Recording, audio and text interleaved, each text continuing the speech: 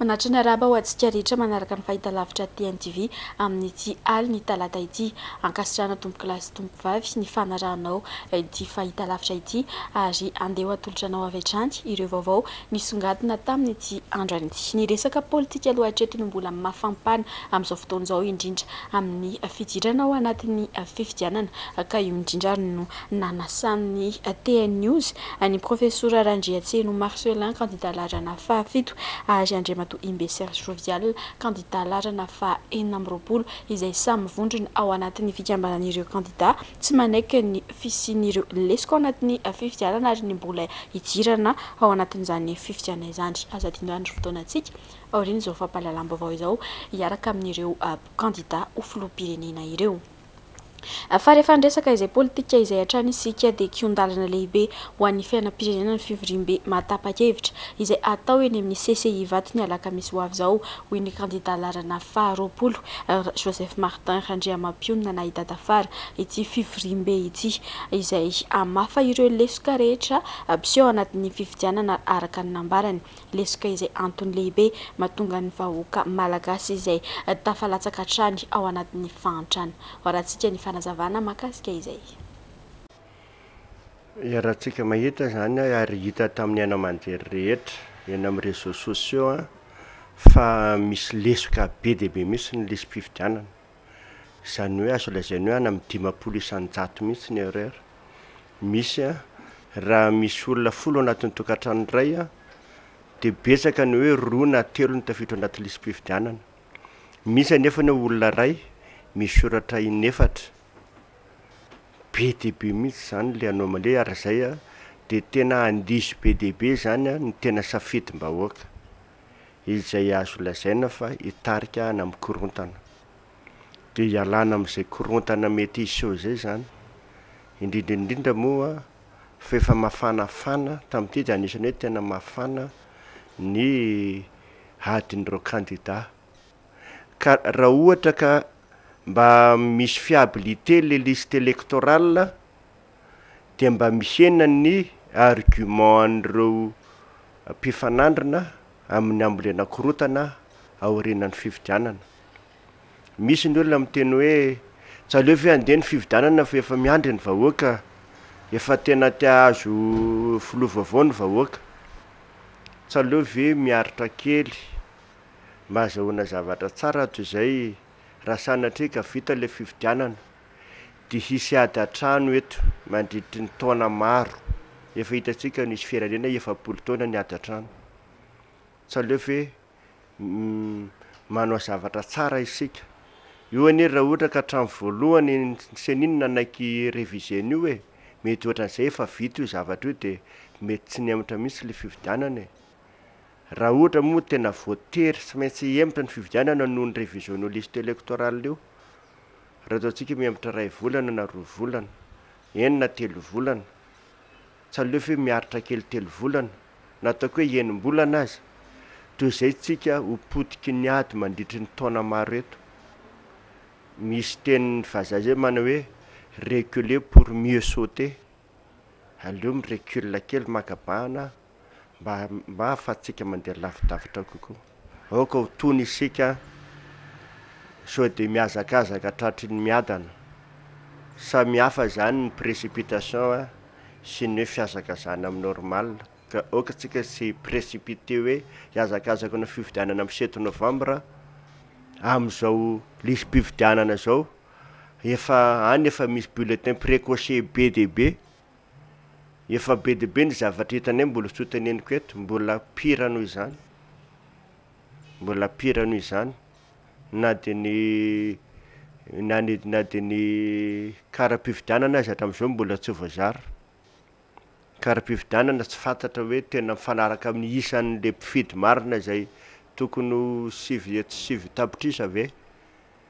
Sa sao dia efa mihoatra hatrany amin'ny 13 millions, 13 tapitrisa na 15 tapitrisa. Efa misy antony zany. Be dia be ny zavatra tsy mety izay efa manana hosoka amin'ity fifidianana ity, dia izay ny mahasarotiny anay ka manentana ny vahoaka mba averika ny mandeha hoe mba ho tony a fa ny ahasoatsika vahoaka no mahatonga anay miady mafy am'izao fotoana zao, ny ho avintsika maharitra, ny ho avin'ny firenentsika sy ny fiainantsika maharitra mahatonga anay miady am'izao fotoana zao. Mila fanovana ny endrim-pitantanana ny firenena hoy ny teo anivon'ny HFI mba hialana amin'ny fitsinjovan'ny mpitondra ny tombontsoa manokana ny endrim-pitantanana misy eto amintsika izay nambarany HFI ihany koa fa tsy mamela malalaka ny tsirairay anio ny heviny ary tsy mamela malalaka ihany koa ny filazana ny marina mba hisiny ny fampandrosoana ny firenena. Nanamafy moa izy ireo fa tsy manohatra ny fifidianana fa manohatra kosa ny fifidianana mety sy alabato. Fanadiadina. Antony iray lehibe mitarika alabato amin'izao fifidianana atao eto amintsika izao ny tsy fahatomombanana ara-teknika izay hita taratra. Raha ny nambarany teo anivon'ny HFI androany dia tsy hita taratra eo amin'ny endrim-pitantanana misy eto amintsika ny fitsonjovana manokana ny vahoaka malagasy. Raha ny nambaran'izy ireo hatrana nefa dia ny fahaiza-miaino ny hevitra avy ety fotony, ny fahatantesana ny marina sy ny fahaiza-miaino ihany no fototra hampandrosoan'ny firenena. Io lafina ara-teknika amin'ny fanomanana fifidianana io indrindra no ararotiny sasany atao irika angalaram-bato. Tsy vao izao no nisiny ny alabato fa efa ny vangongo ny atezeram-bahoaka hatrany ambanivohitra lavitrany misy olona voafidy ara-dalàna mamim-bahoaka nefa dia sany fitondrana mandeha fandihana miaramila ary dia gaga ny vahoaka zay sambany mahita moraiky hainy aviny tsy hiaro ny vahoaka araka le hoe tandroko aro ny hozona hiaro ny vahoaka sy ny fananany fa hainy dia anongotra eo le olom-boafidy mbamim-bahoaka ka hosoloana akamakama. Zay le atezerana izay ny vangongo tamin'ny fifidianana maro no nahatonga ny vahoaka tsy manana fitokisana intsony na amin'ny lisy mpifidianana na amin'ny fomba fanomana zany fifidianana izany. Eny fa nahatramin'ny androm-panjakana mpikarakara ny fifidianana indrindrandrindra ireo zay heverina fa amoaka amin'ny fomba ofisialy ny voka-pifidianana. Nanamafy ihany koa ny eo anivon'ny HFI androany ny amoahana ny pety irakodinyaina tsy rary noho izy ireo ny minasamborana azy noho ny fasahiny mijoro amin'ny heviny. Maro ny lesaka hita taratra mahakasika ny tontolo politika eto amintsika indrindra mandritra izao fotoana ny fampielezan-kevitra izao raha ny hita mantsy dia lasa toy ny etam-barotra ny kandida izay manana fahefana na t-shirt na anao rindran-kira ao anatin'ny fampielezan-kevitra izay ataony. Etsy ankilan'izay ihany koa dia tsapa fa misy tsy fahatombanana eo amin'ny lalàna hifezana ny fifidianana sepitry ny kilalao sy ny tapimaso ny ankamaroan'ny mpifidy araka izao fanio-kevitra hoentina aminao izao. Maro ny endrika fandekan-dalàna miseho eto amintsika mandritra izao fotoana ny fampielezan-kevitra izao. Tsy tomombana ny lalàna mifehy tontolo politika eto amintsika indrindra mahakasika ny fifidianana. Mandritra ny fampielezan-kevitra mantsy dia tokony maholona sy ny mahampanao politika ilay kandida no aseho saingy tsy izany no hita. Ireo izay manana fahefana ampiasa vola maro sy mandefa ny fampielezan-keviny any amin'ny haino aman-jery ihany no fantatry ny ankamaroan'ny mpifidy. Araka izany, lasa toy ny etam-barotra ireo milatsaka hofidiana eto amintsika amin'izao fotoana. Misy kandida ihany koa efa ela izy no vonona tao anatin'ilay izy dia pré-campagne ihany koa ny azy efa ela ny nataony dia izy tsy manam-bola fa laza izy mandeha taxi brousse dia mitsofoka any anaty tanàna izy fa rehefa tonga fotsiny le fotoana ny campagne électorale le ray volana sisa mila mipoaka tsara amin'iny fotoana iny dia izay mahazava-dehibe an'le hoe resaka égalité amin'ny resaka temps d'antenne. Eo zany le égalité mba hitovizan'ny tsirairay mba samy anana ny fa tsy io zay manam-bola foana ny mitondra an'le firenena araka ilay niteneniko teo hoe na me ohatra tsika rehefa tsy ho ferantsika io dia manao politika nandritra ny 4 taona niezaka nandresy lahatra sy ny rehetrarehetra tavela eo fa le olona manam-bola be telo volana alohan'ny fifidianana izy no miteny hoe za hilatsaka dia izy lany. Dia anohatra ianao rehefa avy eo izy efa lany ny député ihany koa izay ihany ny fomba nampiasainy dia na lehibe amin'ny mpanohatra ary ianao dia imemenina eo foana ianao fa ny lalàna ihany satria ianao mety hoe lehibe amin'ny mpanohatra anankiroa fotsiny eo fa ny ambiny 770 mandeha foana ny lalàna momba ny bois de rose mandeha foana ny lalàna momba ny fifanarahana momba ny resaka pêche. Lafim-baovao mahakasika ny fampianarana kosa fa tsy mpianarana efa-bolana no tsy voaray ny mpianatra eo anivon'ny sapam-pampianarana DEX raha ny fanazavana nentin'ny filohan'ny fikambanana izay ivondronan'izy ireo. Manao antsoava amin'ny tompona ndraikitra araka izany ity fikambanana ity mba hijery akaiky izany tsy fahatombanana anivon'ny université n'Antananarivo izany. Izy ireo moa izay namin'ny 420 ora ny tompona ndraikitra amahana ity olana ity mialohan'ny hidirana ao anatin'ny fitokonany fanazavana. Manana olana indray ankehitriny ny mpianatra amin'ny sapam-pampianarana DEX eny Ankatso. Tsy mbola nivoaka amin'ny vatsim-pianaran'izy ireo tao anatin'ny efa-bolana izay tokony raisiny volana vitsy lasa araka ny fanazavana ny filoha ivondronana ireo mpianatra ireo. Ansoavo ho an'ireo tompona ndraikitra isa tsokajiny manoloana n'izao fikatson'ny boursa atao amin'ny DEX zao satria dia efa-bolana no boursa efa-bolana mbola tsy azonay hatramin'izao kanefa dia ny rehetra efa misitraka an'izany avokoa.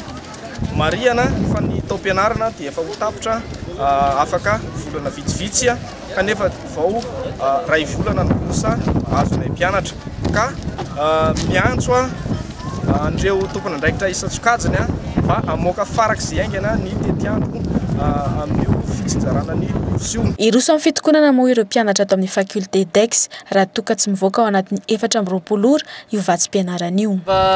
Tsy tonga androany moa zany tety andro dia anao sitininy izahay ary mivoatra araka izany ny tabataban'ny mpianatra sy ny orakoraka sy ny sifle ary tsy hay na efara ho aiza le grevy na tsy ho aiza. Lafim-baovao mahakasika ny tontolon'ny fitsarana kosa indray anarivony amin'izao fotoan'izao ireo vaofonja mbola tsy nandalo fitsarana araka ny tatitry ny avy eo anivon'ny Amnesty International androany tetsy anosy izy ireo izay miaina tanteraka ao anatin'ny tontolo tsy mifanaraka amin'ny zofototra maha-olombelona araka ny fanazavana. Manoloan'izany dia manao antsoavo amin'ny mpitondra malagasy hijery akaiky ity raharaha ity ny tompona andraikitra fanazavana. Nanomboka tamin'ny taona 17 2020 tamin'ireo olona voafonja vonjomaika no nindoson'ny fahafatesana teto amintsika. Maro amin'ireo voafonja ihany koa ny tratry ny fitanana vonjomaika amin'ny tarazo ka ao anatin'izany ireo zazamambehivavy no ireo alatra mandinidinika sy ny karazany raha nitatitra navoaka ny Amnesty International androany tetsy anosy. Nandritra ny fanadihadiana izay nataon'izy ireo tamin'ny nafonja miisa 7 teto Madagasikara dia nilaza izy ireo fa tsy voaja ny zofototra maha-olombelona satria maro ireo olana mbola misy. Ao anatin'izany ny fepetra fitanana vonjomaika tsy ara-dalàna, ny fitsarana azy ireo izay mitarazoka, ny fahabetsahany voafonja ao anaty efitrano ka miteraka valanaretina maro ary ny tsy fahampiana ara-tsakafo. Antony roa moa ny voalaza fa mahatonga fahabetsahany voafonja raha ny fanazavana trano izay anaovan'izy ireo antsy fiaraha-miasa amin'ny fanjakana amin'ny fanavozana tokony hoentina mahakasika izany.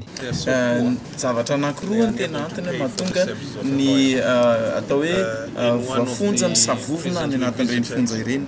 Voalohany aloha dia mahantra ilay olona ka tsy manana eto manana ahafahany mandoa ny sarany izay ahafahany maka mpisolovavy. Izay aloha antony anankiray ka matetika izy ireny dia tsy fantany akory ny mahasamihafa ny hoe inona moa ny ilana mpisolovavy satria efa mahantra izy tsy nandalo fanabeazana izy ary tsy fantany ny mahakasika an'izay ka zay nahatonga ny fanadihadiana izay nataonay teto izay nafantoka anay bebe kokoa any amin'ny olona voafonja vonjomaika kanefa ny voatarazoka ela loatra ary matetika aza izany dia mihoatra lavitra noho ny sazy izay tokony nomena azy raha toa ka voatsara izy kanefa ny mbola tsy voatsara izy dia lasa mitarazoka ela loatra ny sazy izay omena azy. Faharoa manaraka an'izay dia mahakasika ny eo amin'ny cour criminel satria tsy misy fitsarana atao zany afa-tsy indroa isa-taona ihany eto Madagasikara mahakasika ny cour criminel ka anisany atao hoe ady izay ataonay ny mba hisiny izy io mihoatra n'izay imbetsaka kokoa zany fa tsy izay indroa isa-taona izay ihany. Mahakasika ny fifidianana izay ho tanterahana eto amintsika amin'ny fafitiny volana novambra kosa dia nanambarana avy anivon'ny Amnesty fa tsy miditra amin'ny resaka politika eto amintsika izy ireo raha misy kosa nefa ny endrika tsy fanatsahana ny zon'olombelona mandritra izany fifidianana izany dia isan'ireo ametraka fitoriana ny Amnesty International.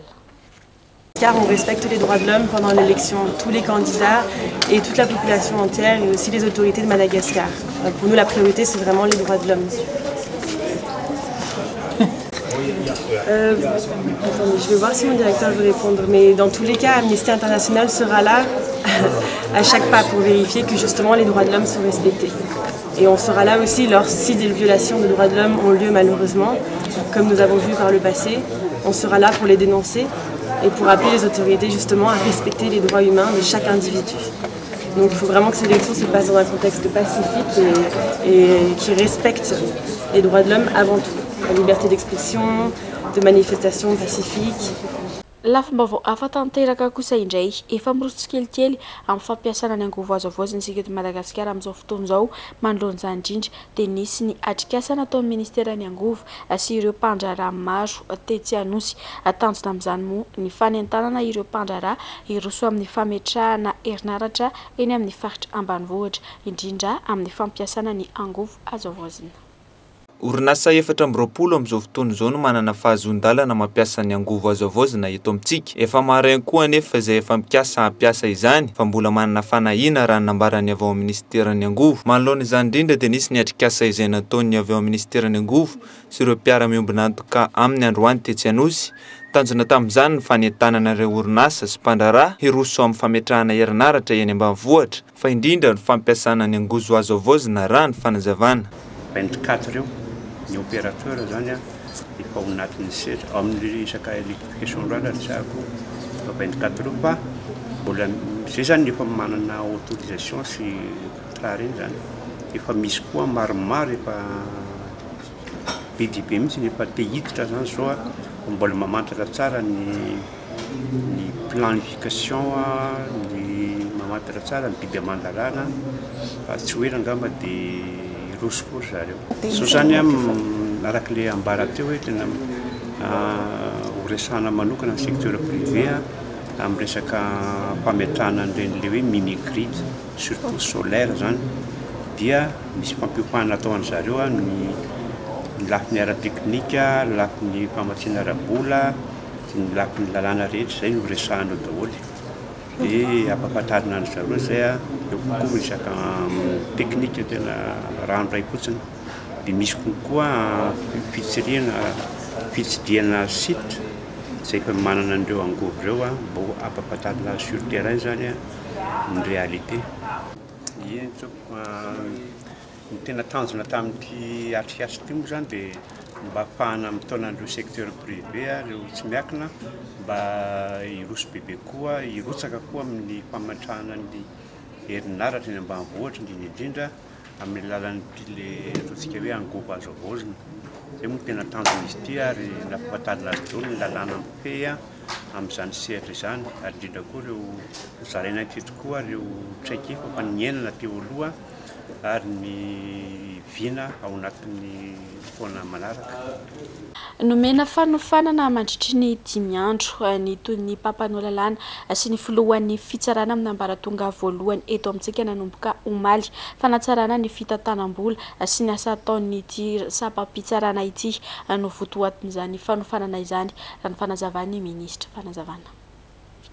Isa ministera nazo telom-bola misimisy kokoa no natokany fanjakana ampiasainy tamin'ity taona ity ny ministeran'ny fitsarana amin'ny taona 2024 araka ny tolo-dalàna ifehezana ny telom-bola mpanjakana taona 2024 nalefa nodin'ny parlemanta. Tamin'ity herinandro ity dia nisy ny fanofanana nomena ireo mpitsara aiza mitantana ny vola ao amin'ny sehatra misy azy avy. Izany moa dia nomena ny toy ny mpanololalàna sy ny filohan'ny fitsarana. Ireo tompon'andraikitra voalohany any amin'ny fitsarana ambaratonga voalohany ireo voreto androany ireo hanao ny fifanana mandritry ny 5 andro ny procureur de la république sy ny président. Amiko manko dia hoe ny fitantanana ny fitsarana tsy hoe fahaizana mitsara fotsiny, tsy hoe fahaizana mitantana ny olona eo aminy fotsiny fa indrindrindrindra koa zany koa ao anatiny ny fahaizana mitantana ny vola izay omena ny fitsarana mba hanatanterahany asany sy ny fitaovana ihany koa. Toivakana ny fanofanan'ny ministeran'ny fitsarana ireo mpiasan'ny fitsarana amin'ny sehatra misy azy avy. Noho ny fanakianana marobe miantefa amin'ity ministera ity, heverina fa izy vokan'izany indrindra amin'ny fanafoanana tsikelikely ny kolikoly izay isan'ny mampalaza ity sapan-draram-panjakana ity. Fa isan'ny antsika manokana atao ao anatin'izao fankalazana ny herinandro maneran-tany ho an'ny fahasalaman'ny reny sy ny zaza izao ny ady amin'ny fiparihan'ny kitrotro fantatra mantsy fa zaza 3 no voan'izany kitrotro izany any amin'ny distrika Ambohidratrimo sy any amin'ny faritra hafa eto amintsika. Ankoatra izay dia misy atrandry ny fanomezana fanafody sy vaksiny maimaim-poana amin'izay ady amin'ny kitrotro izay ataon'ny hôpitaly Mpanjakana. Fanazavana. Nanamarika ny andro maneran-tany ho an'ny fahasalaman-dreny sy ny zaza isika teto Madagasikara nanomboka omaly samy nanana ny hetsika nanamarian'izany ny tobim-pahasalamana miankina amin'ny fanjakana indrindra ny CSP2 manerana ny nosy isan'ny mariana manokana tamin'ity andro maneran-tany ity ny ady amin'ny fianaky ny aretina kitrotro. Raha ny fanazavan'ny mpitsabo rehefa mihoatra ny 3 ny zaza voan'ny kitrotro amin'ny toerany iray dia efa tokony handray fepetra manokana ny tompon'andraikitra iarovana ny zaza rehetra. Ny kitrotro ani tsy mahafaty fa le izy hoe milasa manao hoe epidemie raha vao be da be ny raha vao betsaka ny raha vao hoe mihoatra ny 3 zany dia lasa epidemie. Ho an'ity toeram-pitsaboana eto Talatamaty ity ny fanaovana vaksiny hiadina amin'ny aretina kitrotro no isan'ny nanamarian'izy ireo ny fankalazana ny andro maneran-tany ho an'ny fahasalaman-dreny sy ny zaza. Maro ihany koa ny fanampinan-dreny sy ny zaza ho salama nomeny izy ireo. Vaksiny kitrotro zany ny tombony hatramin'izay satria nisy trangana kitrotro miseho tao amin'ny distrika Ambohidratrimo dia ny tolotra maimaim-poana nataonay zany dia ohatran'le isaky ny herinandro ny reny fahasalaman'ny reny sy ny zaza ihany toy ny fanomezana odikankana ho an'ny zaza herintaona ka hatramin'ny 7 volana dia ny fanomezana vitamine A ho an'ny zaza 9 ka hatramin'ny 7 volana dia ny vehivavy bevoka mihoatra ny 4 bolana bevoka 4 bolana mihoatra zany. Ao anatin'izay vaovao ny fahasalaman'izay atrandry isan'ny aretina pazony olona amin'izao vanim-potoana misy antsika izao ny fahatapahan'ny lalandrà mbola sarotra ny fandraisana tanana azy ireny raha ho antsika eto Madagasikara manokana. Ao ireo izay tsy tratry ny fahafatesana ao koa ireo izay mitondra takaitra na fahasembanana vokatry izay fahatapahana lalandrà izay. Nanao faranjetiana makasika izay erandrena tenaina. Ho an'ny any amin'ny tany efa mandroso dia sitrana soma tsara tsy misy soritra takaitra ny aretin'ny fahatapahan'ny lalandrà. Ho antsika eto Madagasikara kosa dia ny taham-pahafatesana no nisy fienana ho an'ireo marary mahazo vonjy-aina ara-potoana amin'izao vaninandro izao saingy tratra ny fahasembanana ara-batana ireo izay sitrana. Manana mpitsabo teknisiana isika saingy mbola olana lehibe ny lafiny ara-pitaovana hoentina miatrika ity aretina ity araka ny nambaran'ny mpitsabo. Ny akabiazan'ny olona manao fahatapahan-lalandrà dia manao récupération foana izy zany hoe mety tsara foana ny tany raha tsy maty izy zany dia mety tsara foana le sangy matetika misy ilay takaitra rehefa avy eo na séquelle misy zay zavatra zay. Mila fantatra fotsiny hoe ny filatsika zany zao dia mibetsaka satria ataontsika hoe mihoatra ny 5,900 olona miditra hôpitaly ao be felan-tanana dia fahatapahan-lalandrà daholo mahavo azy. Zatra azo resahana dia matetika fotsiny malagasy tsy tena resy lahatra amin'ny fikarakarana ny tosi-drà sy ny diabeta hoe mandrapahafaty ny anazy tsy mbola masaka zay. Anisan'ny zavatra zay kasany ihany koa anatin'ny toy an'lefaka le ohatro zany ny ampitana ny amin'ny manodidina amin'ny olona rehetrarehetra hoe mila karakaraina reny zavatra zay eritreretina hoe tsy dia mampaninina loatra rehefa jerena eo saingy rehefa tsy mihinam-panafody dia be dia be ny maty vokatry izy manisy simba lalandrà simba lalandrany foa vokatry ny tension sy ny diabète. Tanterahina nanomboka omaly ary farana androany moa ilay congrès scientifique maneran-tany momba ny neurologie ka isan'ny votoatin-kevitra lehibe no resahana mandritra ity fotoana ity ny fanatsarana ny fomba fitsaboana ny aretin'ny fahatapahan'ny lalandrà. Dia izay ihany koa no manakatona ity fampahalalam-baovao ity mankasitraka anao nanaraka izany hatramin'ny farany azadinao mofandrin'izao fampahalalam-baovao izao no ivany ihany professeur Andriatseno Marcelin candidat laharana larana fahafito Sendrimatoa Imbe Serge Jovial kandida larana fa-enamroapolo izy ireo izay samy tsy manaky ihany koa ny fanatanterana ny fifidianana ao anatin'izao tsy fatombana ny lesam-pifidianana izao ka manasanao ary tsy saraka amin'ny fahitalavitra TNTV tena kosa dia manome ny mandrapitafa ho anao ho amin'ny izy indray veloma tompoko.